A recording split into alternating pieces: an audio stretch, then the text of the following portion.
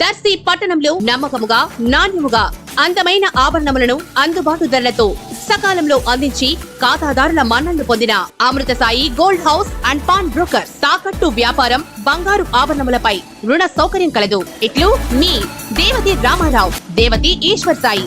Amrutha Sai gold house and pawn brokers, గడియార స్తంభం వద్ద, కురిచేడు రోడ్, దర్శి.